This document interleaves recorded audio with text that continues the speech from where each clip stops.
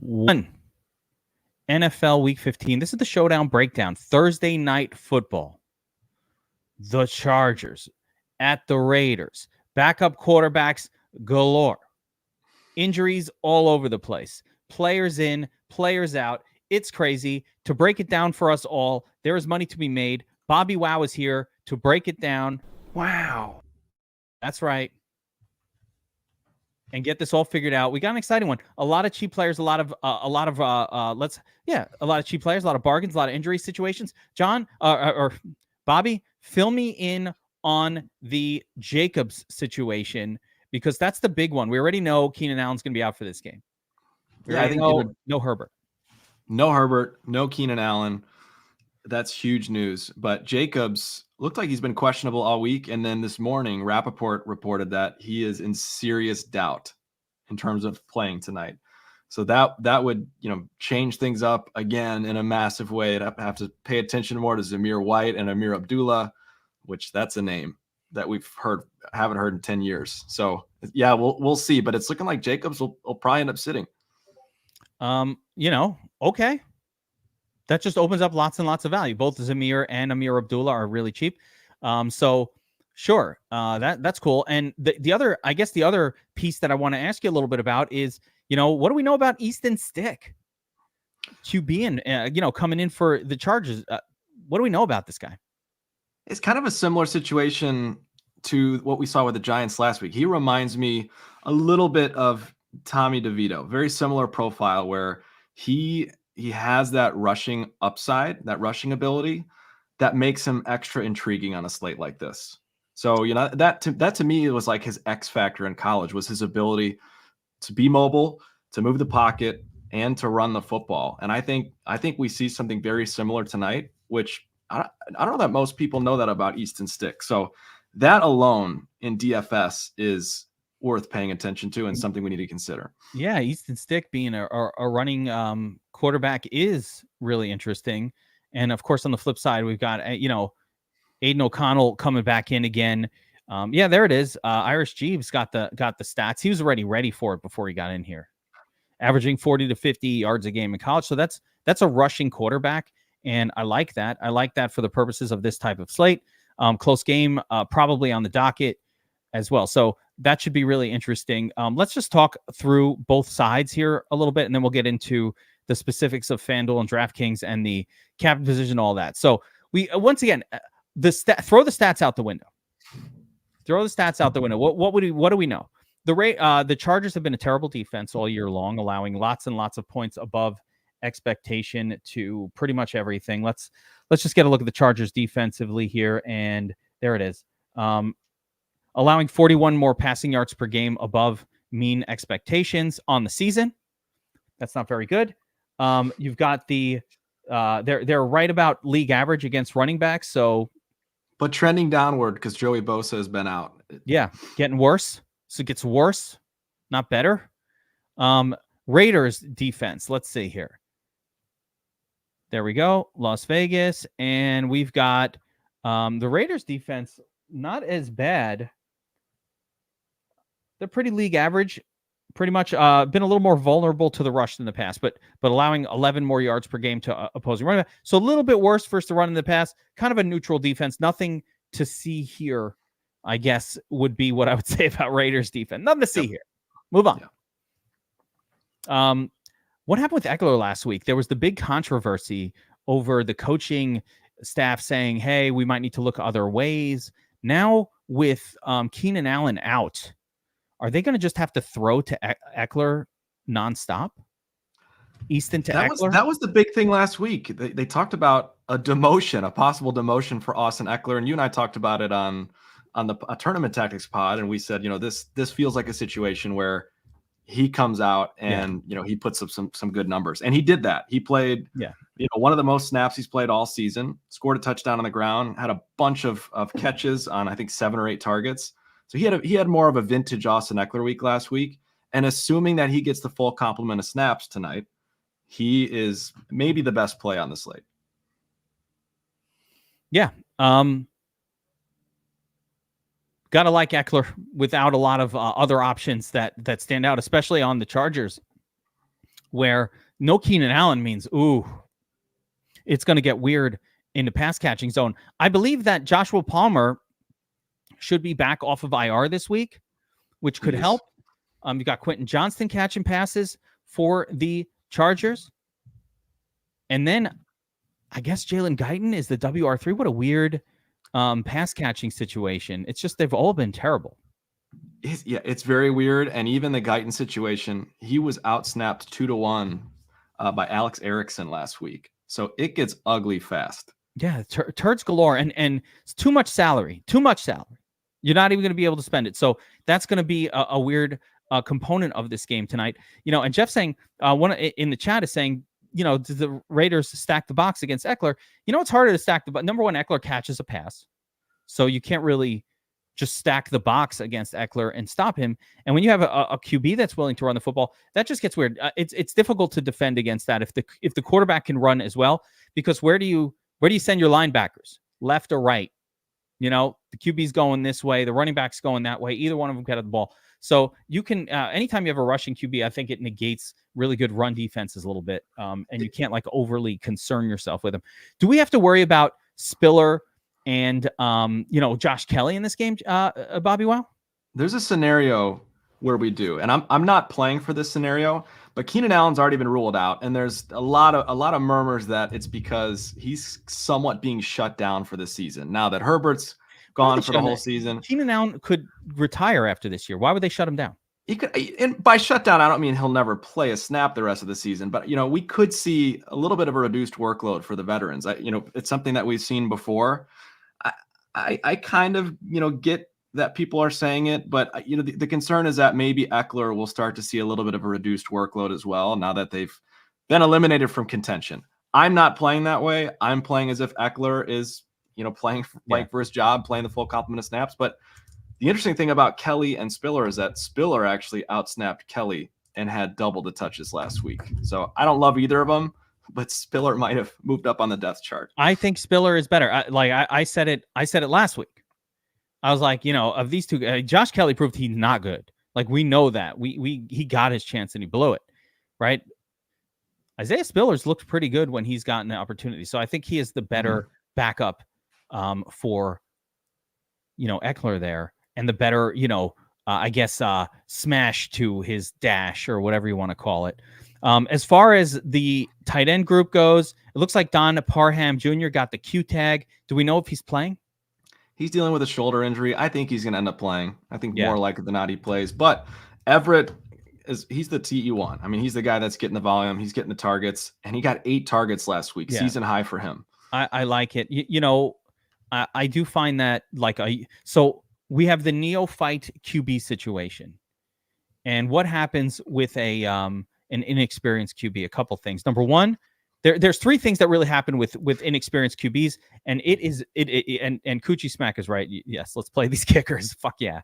But the 2 things that happen with inexperienced quarterbacks. Number one, the team does not trust them to throw inside the 5-yard line. They just hand it off. So the running backs tend to get more touchdown scoring opportunities by the goal line. Like I said, with Aaron Rodgers in the game, the coach has no problem an out pattern, a slant, whatever, throwing the football.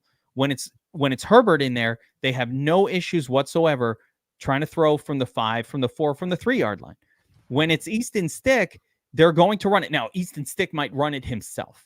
So that takes away a little bit of that to the running back, but you're just not going to see as much, throwing to a wide receiver within the 5-yard. They're just not going to do that. Teams don't tend to take those chances. That works on both sides of this game, by the way.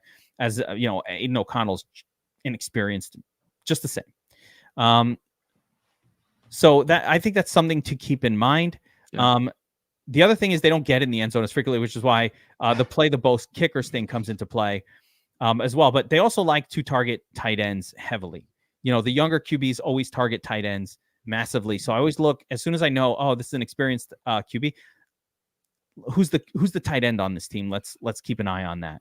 So and it's not always the case, but it does happen quite a bit. So that's your Gerald Everett play. But Cameron Dicker, you got to love the kicker here. Dicker's been great. He's been great. Both kickers. I mean, we talked about already. Both kickers are great plays, two of the best plays.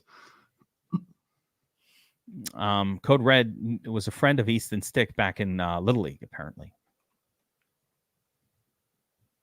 Please tell me you're joking. No, it's the bat brand. I know what it. I know. Okay. I know what it is. You know, you can never be too safe. All right. So, do you have a preference between Palmer, Quentin Johnston, or like at the wide receiver? Is there anything that stands out, one guy versus another? Is Palmer fully back at this point? That's the thing with Palmer. We don't know how many snaps he's going to play. FanDuel, he's essentially min price. So to me, he's a very good play. Even at 50% of the snaps, Palmer's a solid play on FanDuel. DraftKings is more interesting. I actually think we see maybe the best game of the season from Johnston tonight. It could be. It's kind of setting up for that. He's looked better.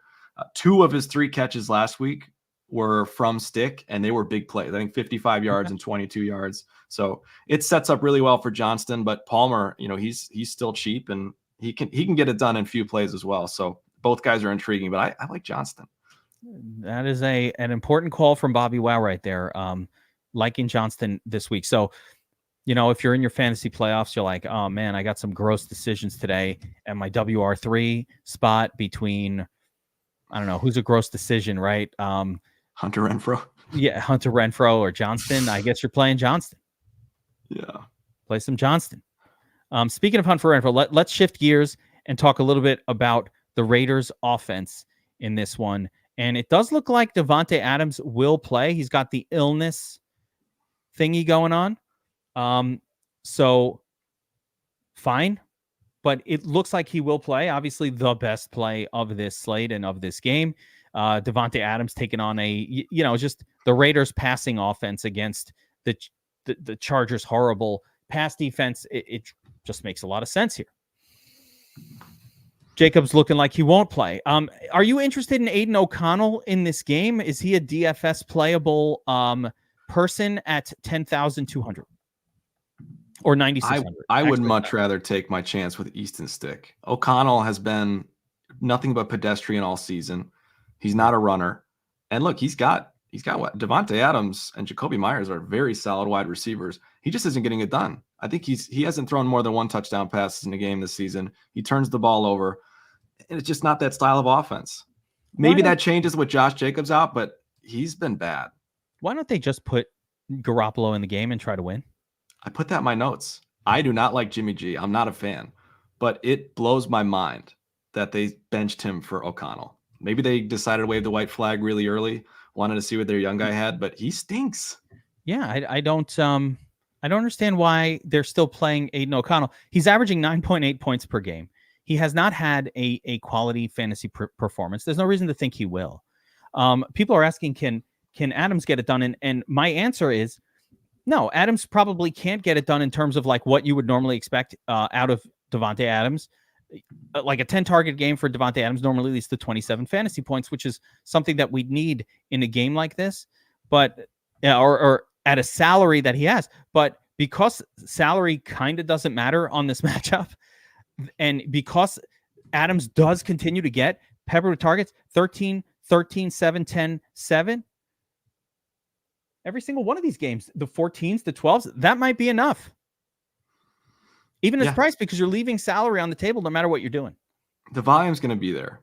He's been volatile, very volatile this season because of the play of O'Connell. But, you know, like you mentioned, with salaries the way they are, this DraftKings slate could turn into more of a FanDuel style where you're looking for the top scorer at captain and not necessarily paying attention to the price. A lot of crazy names coming tonight. And that's right. Dicker, the kicker. Should be a lot of fun. But yeah, Davante, I think he can get it done because of the price point and because there's just not that many good plays on the slate. Jacoby Myers had a big game last week as well. Finally got it done. I think it was last week. He's certainly in the mix. Yeah, he's in the mix. He's, $3K less expensive, which was the most intriguing thing about him. Now the price thing is a little less important, but Myers has outscored Adams several times this season. He's got more touchdowns, so he's definitely in play too. I'm like trying to figure out what the sort is by because it's not by look at the drop in salary. I just want to point this out. Look at the drop in salary. So when you look at the pieces from the Raiders, okay, Adams, Jacobs not even going to play. Then you got AOC and Jacoby 8,600, and then the drop in price from 86 goes all the way. There's usually like a 6K, a 55 hundo, something. No, they dropped the price all the way down to 4,800. Then we're in kicker zone with Amir Abdullah, who I think is interesting. Then then the kicker, then the defense, Hunter Renfrow and the rest of them. I don't know, Crazy. Bobby. Wow. That's the intriguing part about this slate is that you normally have a price drop like that in just about anyone below is unplayable. This is way different because you've got guys like Amir Abdullah, you got Daniel Carlson, Michael Mayer's been getting a ton of volume. I mean, and then, on the other side, you got Zamir White as well. There's just a ton of legitimate value after that drop off. So it just complicates things even more. Yeah, really. I can't wait to put a lineup together just to see how the numbers flow because of how much value is available. Again, it's just a couple players, really 3 players over 5K on the Raiders. And let me just again jump back over to the Chargers here. The Chargers a little more balanced with those wide receivers. So I think you'll get a lot of Palmer, Quentin Johnston just because of where they are. They're in the and Gerald Everett just because they're in that dead zone of no one available on the other team to go with. So all right, let's take a look at the cheat sheet here, Bobby Wow, and we'll take a look at some of the potential captains on DraftKings. Devontae Adams. So who's your favorite? Eckler, top dog?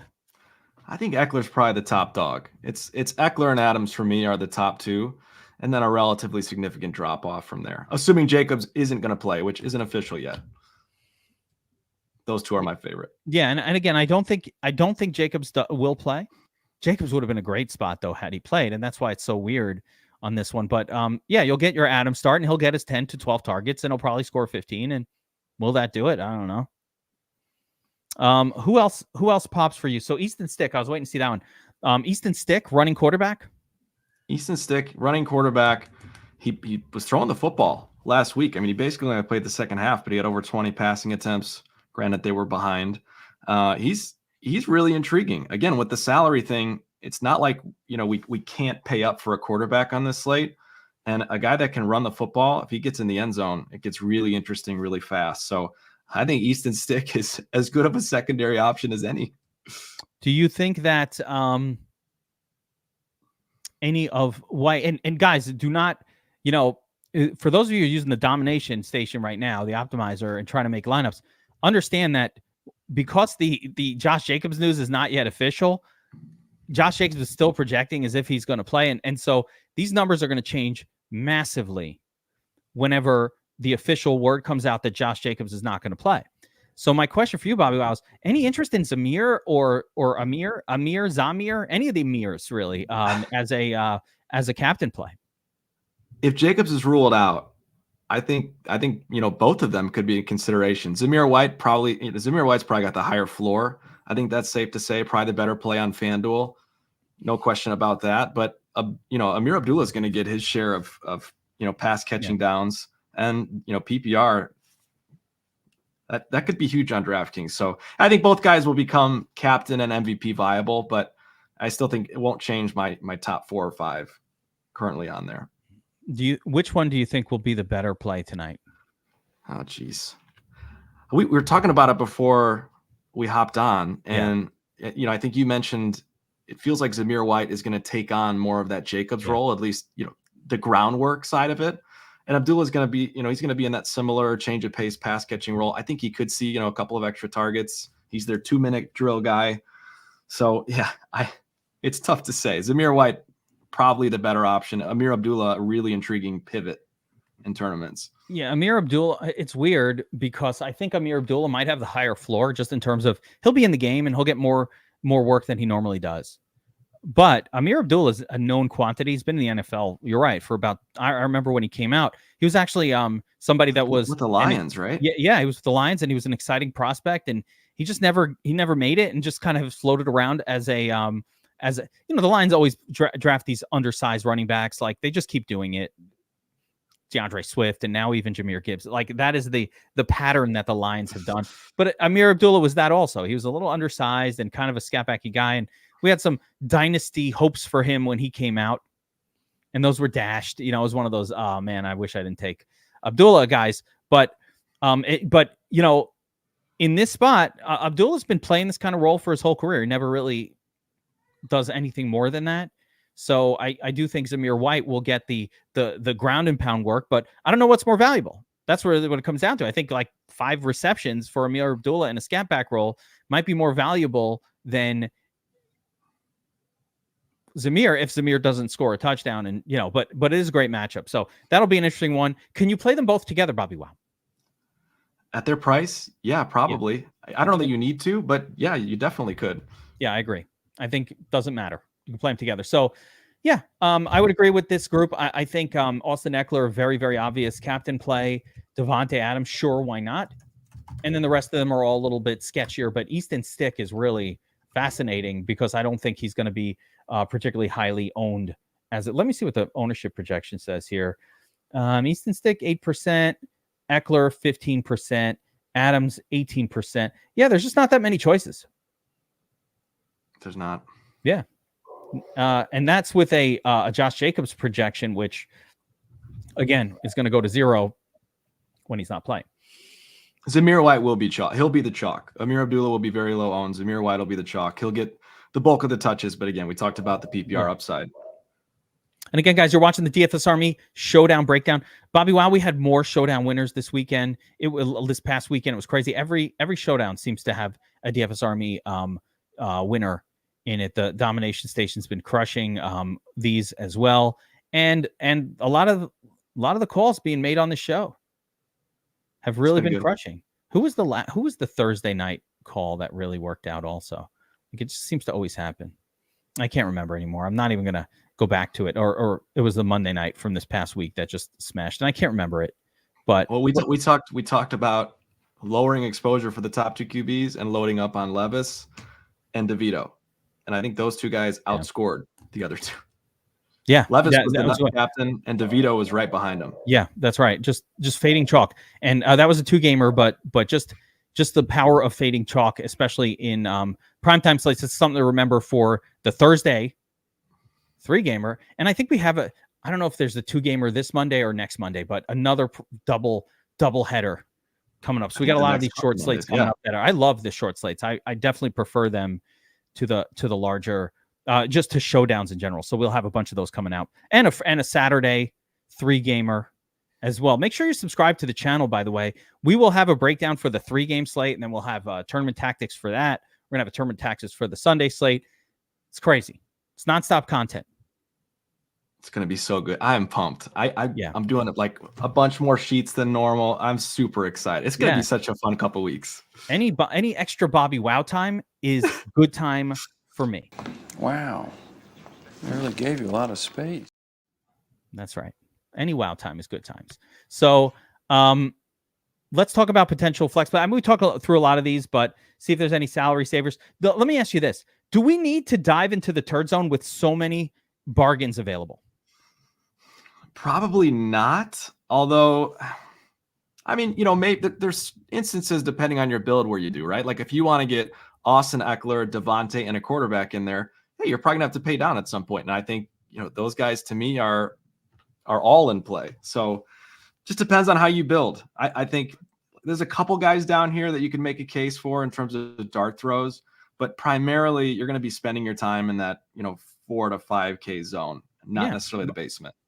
I don't know why I need to go so far below Zamir White. A share or 2 of Parham or even Jalen Guyton is fine. But for the most part, I think Zamir White is the at 3K is such a acceptable play. And even Michael Mayer at 3,200, like this zone is fine.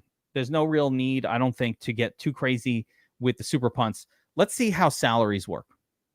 Let's do it. So if we start up a lineup with, let's call it Austin Eckler up top, right?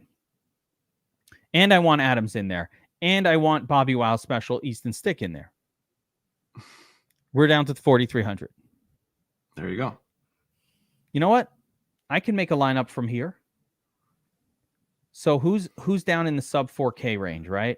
We know we've got going Carlson and Quentin Johnson. Definitely Carlson. Where's QJ? He's 5,400. So let's go Carlson. Yes. I like both kickers, by the way, and defense. And then Zamir White. I think you could go Zamir White after that. Carlson, Johnston, and Zamir. Yeah. Oh, it doesn't get Johnston, but it gets. Oh my gosh, by 100. It gets you Gerald Everett or Dicker the kicker, who I love. There you Pretty good fucking lineup. Both kickers in there. That's a relatively safe cashy lineup. Yeah, this seems like no brainer. I love Dicker, the kicker, not the regular. I know you do. Dicker the kicker, though, he's really good. So, this is. I don't know how to get a better lineup than that. That seems like the best. You know what the other versions are, Bobbywow? I think as much as we like Easton Stick and his legs, he's still a 5th round rookie or 2nd-year player. That is he a second? He's a 2nd-year player, not a rookie. But an inexperienced quarterback. That's the crazy thing about him. He was drafted in 2019. What? He threw one pass in 2019, and the next pass he threw was last week. Stick has been in the NFL for 4 years. Yeah. What? That is not what I thought. Okay. So I mean, this guy's been floating around as a backup. Has he ever? And look, he's a backup quarterback, right? We don't know anything about him in terms of what he's going to do on the field. He hasn't played. He's a backup. I just think it's my favorite spot to get some leverage. So just preface by saying he's a backup. Okay. Yeah. But I like it. I'm intrigued. Leverage spot. Let's call it that, because that is a little sketchier than I thought. Actually, I'm not sure if this is even the safest lineup. You might. I don't know how to get any safer. Maybe Jacoby Myers. No, or AOC instead of Stick. I don't know. You could, but nonetheless, this is a pretty. And safe you could flip Adams and Eckler in that exact lineup too. Yeah, so of course. And oh, by the way, and this is what I'm saying. Those are the most expensive. You've played the most expensive. You literally just cannot spend the salary on the slate unless you're absolutely being egregious about it. And unless you're really trying to be jerky about it, almost you can't spend it. So salaries, I don't think will matter all that much on this. So I can say jerky about it, like, look, I can do it. Yeah, I get that you can do it, but it's hard to pull it off.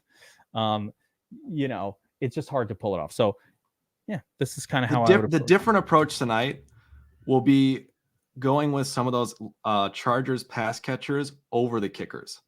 I think, we could see a scenario where, because they're so low priced, because the quarterbacks, throwing relatively shorter routes, defenses stink. It's in play that like a guy like Everett or Johnston could outscore the kickers by a decent amount. I think that's probably the get different tonight. That's fair. Yeah, Everett, Quentin, Palmer here, just a little bit more expensive.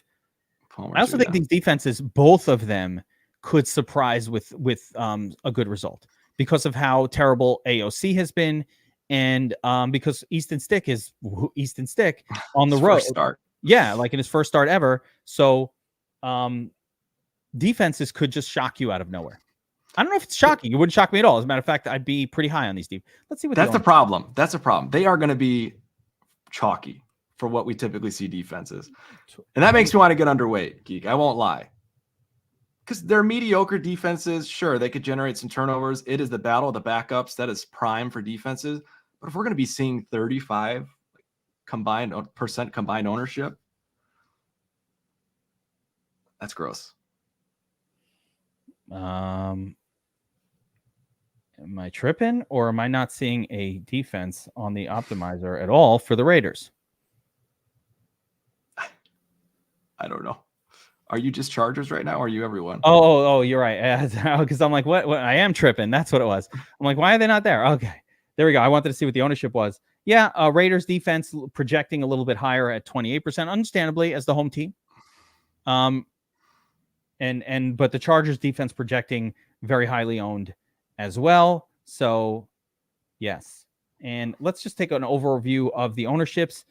52% flex for Adams, only 40% on Eckler. And again, that'll go up massively with Josh. When Josh Jacobs is ruled out, what you're going to see is the ownership on Adams and Eckler explode. So let me ask you this.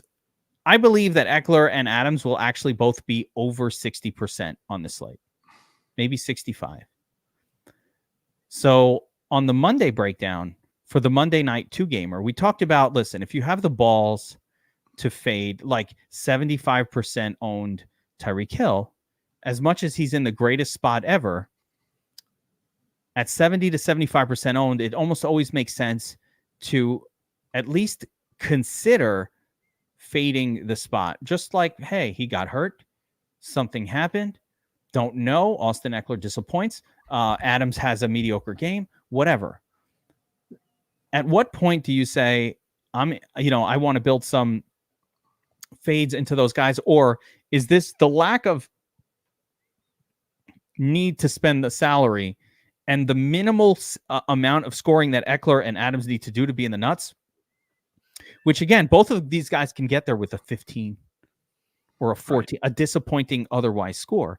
Is there merit to any sort of GPP, contrarian ownership fades here? I think there always is, but like, how do you feel about that on this slate? Because, again, once Jacobs is out, that ownership is going to go to Eckler and Adams, and it's going to explode. Yeah, it's not going to AOC or Stick, that's for sure. It's going to go to Eckler and Adams, and you're going to go from 51 and 40 to 70, 65, those kind of numbers. I think, to me, number one, you can always fade crazy chalk on a 1-game slate, so that's always in play. What I plan to do is, if those guys' ownership blows up, which it's going to, I like the idea of getting captain exposure elsewhere. So keeping those guys in the flex, and maybe you could almost lock and load in the flex because of the scoring, but getting a guy like Quentin Johnston in there, Josh Palmer, Easton Stick even. So having those guys a captain, and then keeping your flex exposure to Eckler and Adams. There's something intriguing about that to me. So you're saying the way to get a little different is on a slate where you can totally afford to play Adams and Eckler at captain, and it really doesn't bother you at all, purposefully saying, what if I went with one of these other names, or even a kicker or something crazy, like Dicker puts up 15 and scores the most. Yeah. I had a kicker captain the other day that really worked out. When was that? Thursday? Last week Thursday? Can't even remember. It was the Cowboys, Aubrey, whenever that was. Yeah. Was that Thursday of last week or Sunday night? So. Oh, Sunday night. Yeah, it was Sunday night. Yeah, that really worked out well too. Because to me, you kind of eliminate that price thing. If you go with a guy like, let's say Johnston, for example, you throw him at captain. Now you're talking about, you don't have to necessarily outscore Adams and Eckler. You could get close, but the difference is, instead of a guy like, I don't know, Michael Mayer or Isaiah Spiller or Renfro, you can balance the lineup out a little bit better and fill it out. Maybe you get up to a Easton Stick or AOC where you would have normally done that, and those guys can get it done. So that creates some interesting leverage to me, is less of them at captain, and get there's other ways to do it here. Yeah, I'm just looking at it now, and you can basically get Jacoby Myers in there also if you need to, and at some point if you had Myers and Adams, and then you want AOC in there, so it gets really interesting. Gonna be interesting to see how this one breaks down. That's without Eckler too. You don't even have Eckler in that one. Oh shit! How did I forget? No, he's in there. Oh yes. Oh no. Oh, okay, that's why I'm like, what? Why am I having so much money? Like, oh, okay, with Eckler in there. Okay, no, then it does look more reasonable. There we go.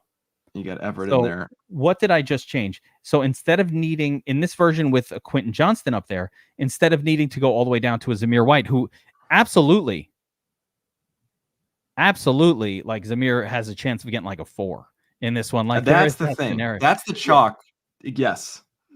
Like, he's got the 4 in his range of outcome, I guess. And that's what I mean by that. That's the right fade. You can get off of the chalk, the cheap chalk, and Zamir White, and you can get more of this like balanced approach where, if Zamir White fails, which I think is much better odds than Eckler or Adams, you're in prime position. Everyone's going to be jamming him in there for value.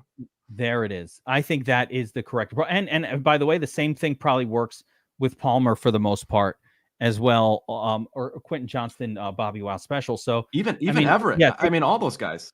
Yeah. Take a look at this with Quentin Johnston up top. You're right. You got Adams, kickers, which I still love both kickers. I don't care. One quarterback or the other, whichever you want. Eckler's in there. So effectively, the chalk that you get off of isn't Eckler, which you shouldn't get off. That's such a good play.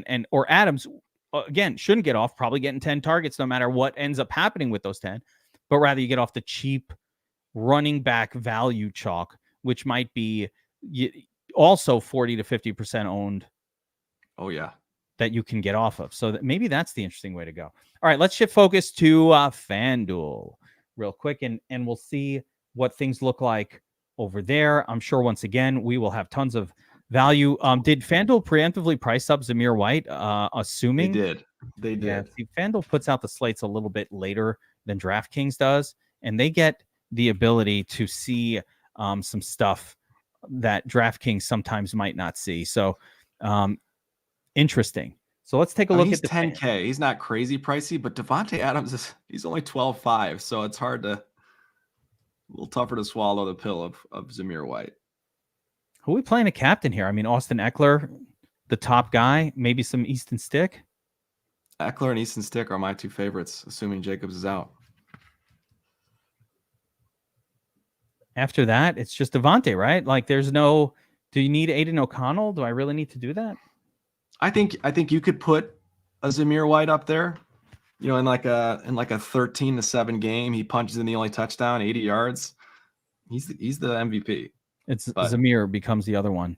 He's the other dart. Yeah, but I think Eckler and O'Connell. I'm sorry, Eckler and Stick are my two favorites. I'm going to throw a nod out there to the kicker. FanDuel is a format where the kicker has a real chance. If it's a mediocre game, the kicker can get you 12 and can be the highest scoring guy, or 15. When the kicker kicks 4 field goals and gets a 15, sometimes he's the highest scoring player on a slate. And that's, on FanDuel, you really want to try to look for getting weird and different, especially at MVP, because you're not winning a solo takedown if you just kind of put Eckler in there. Eckler's going to be what? What is the ownership? Is that legit? 12%? I would guess that Eckler would be like 30% owned at captain. Yeah, I think Adams, for whatever every slate Adams is on, he gets elevated FanDuel ownership. No, he shouldn't be. It should He's be had Eckler. One game this season where he would have been the MVP, I think, over these guys, over the field. So, and my guess was that was with Garoppolo. Like, he hasn't done much at all with. It was with Garoppolo, yeah. Yeah. That's a weird one. I would be higher on. I don't know about Easton. Like I said, Easton Stick is almost a sneaky play, right? I love it. He's more I think he's FanDuel. You could even make a better case, but yeah, he's not like an obvious captain, obvious MVP play. It's Eckler. Eckler's obvious. Why is he only going to be 12%? I don't believe it. I don't believe this. There's no way. I think Eckler goes well over 20%. I would agree. Yes.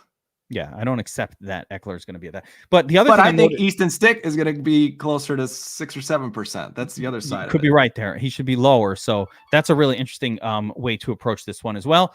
You don't really. What's interesting to me is no one's that expensive. No, they're not. Once again, salary, very little import here, which means that if you want to get unique, just like on DraftKings, I think on FanDuel, you probably also want to make sure to leave some salary on the table in a game like this. It's just going to be too obvious. If you spend all the salary, there's like 4 paths to do it, and it's going to be super obvious.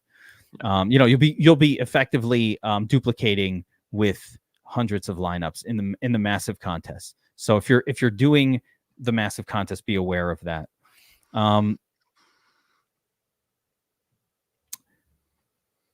Let's see if do we need salary savers? Do we need to worry about it? Like, who else are here's Zamir White at 10K, touchdown guy. We want touchdowns on FanDuel. Who else are you targeting?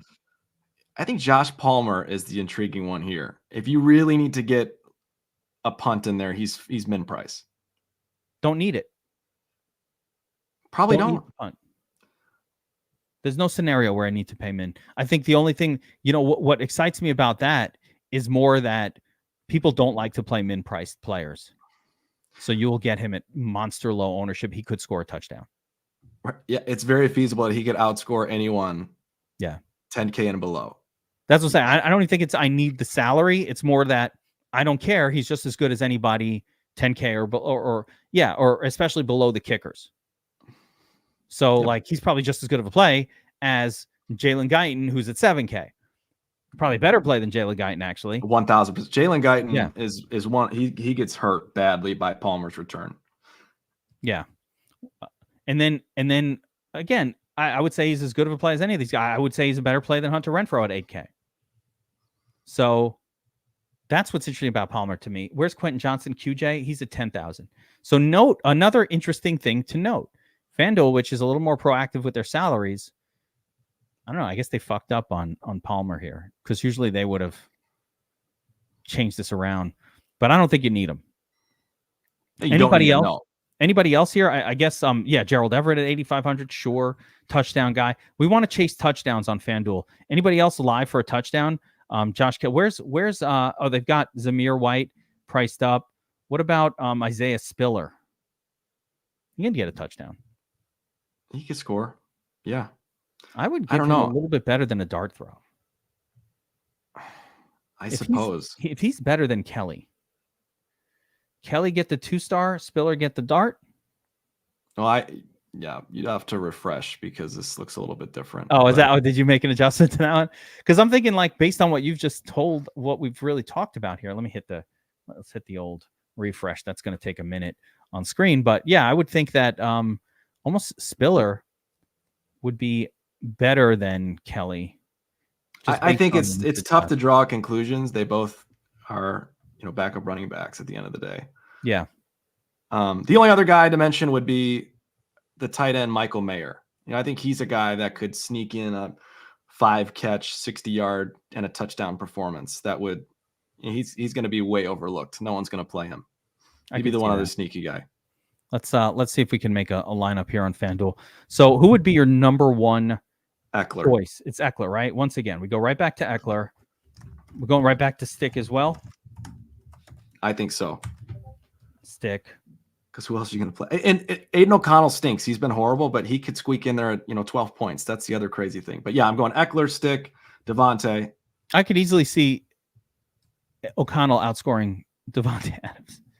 But so it could be either one of those guys, I guess. But let's put Devontae in there just for shits and gigs.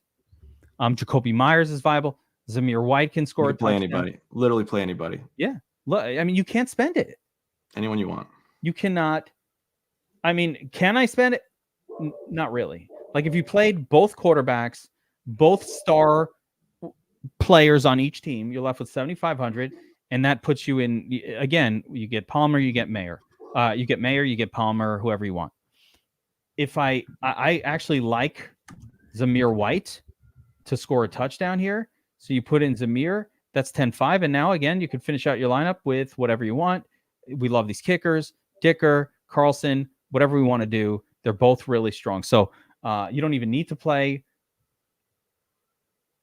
I could play both kickers. I could play a kicker and a defense. I think it's a lot of how this game is really going to be played out.